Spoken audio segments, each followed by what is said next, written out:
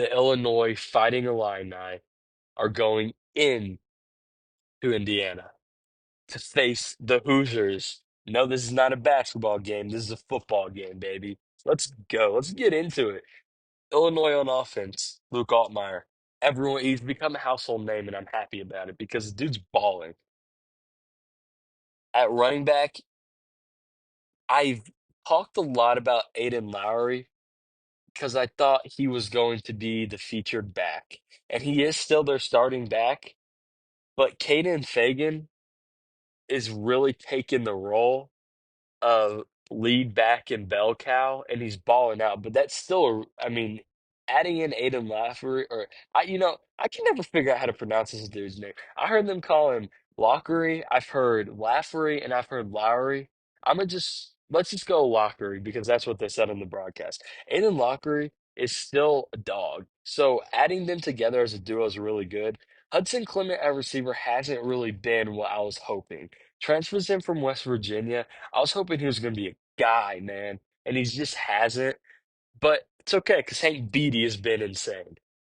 Hank Beatty is one of the best receivers in the Big Ten and one of the best in the nation, in my estimations. But this is what I really want to get into here. Can this offensive line protect Luke Altmaier? 4 sacks last week against Duke. And I understand Duke has a pretty good pass rush, but man, 4 sacks? Got to be better than that. Because Indiana on defense, actually, I just want to keep Indiana aside. We'll just go to Indiana or Illinois' defense because I'd like to talk about Indiana as a team as a whole. So, in Illinois secondary has got to play together better than what they have. Because that Duke game, if you go back and watch that game, turnovers killed Duke. They were able to move the football pretty well, especially through the air. Darian Minta played well. He had 300 plus yards passing. They are pretty good against the run, though. You're not just going to be able to run the ball on this Illinois team, which is kind of a flip of what we thought. Because Illinois had some unproven guys transfer in the portal, but they had, I believe, 4 guys returning in the secondary. So it's kind of a flip flop of what we thought was going to happen. I do want to see the pass rush come through a little more and help Gabe Jackas because Gabe Jackas has been ridiculous. I think he has 3.5 sacks. That's a dude that I talked about a lot before the season, especially when it came to Illinois. Let's get some guys to step up with them. He can't be the only one getting pressure on the quarterback. Okay.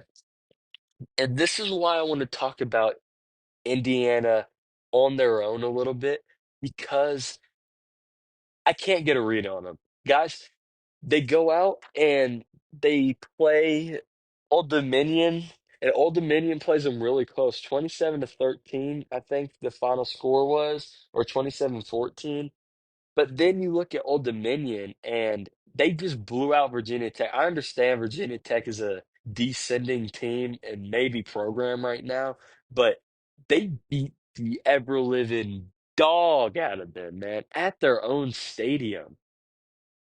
So that encourages me some, but Indiana's just played cupcakes. They looked really good against Indiana State last week. The Sycamores, better basketball program than football, obviously. But I just don't know what I'm gonna get. I don't know what to believe.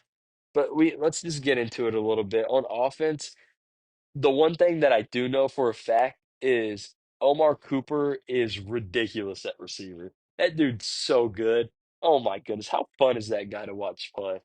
Elijah Sarah is also really good. That's a pretty good duo you got there. Playing with Fernando Mendoza. Mendoza transfers in from Maryland, and he's just been good. I mean, there's nothing else to say. He's been good. He can take off if he needs to. He's a traditional pocket passer, but if he really needs to take off and go, he can do that. That's not his game, but think about Josh Allen and what we saw on Thursday night. Now, obviously, Josh Allen, part of his game is running because he's a scrambler. He can move, he can get out of the pocket. He's a true dual threat. But in that game, he only ran when he needed to. And to be honest with you, that's Fernando Mendoza. He just runs when he needs to. Like I mentioned in the prediction before with Utah and Texas Tech, Texas Tech has three guys that can just run the ball. Well, so does Indiana. Roman Hemby, Kalen Black, and Lee Bebe Jr., all three are going to be fresh, and all three can run the hell out of that football. And they'll bring hell unto Illinois' defense if they get tired and they're able to lean on them. Let's move over to the defense a little bit. Indiana on defense looks good.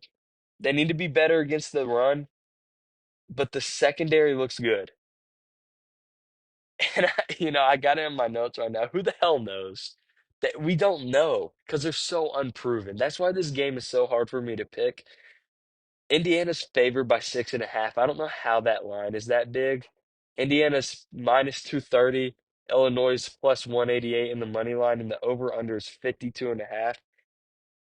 I got to take Luke Altmaier and the boys in Illinois, and the only reason is because I know a little bit more about them. I've watched equal amount of football. I've watched both of these teams play, but I know more about them because they've actually played teams that have battle tested them. I think Luke Altmaier makes a few more plays, and I think Illinois wins in a close football game.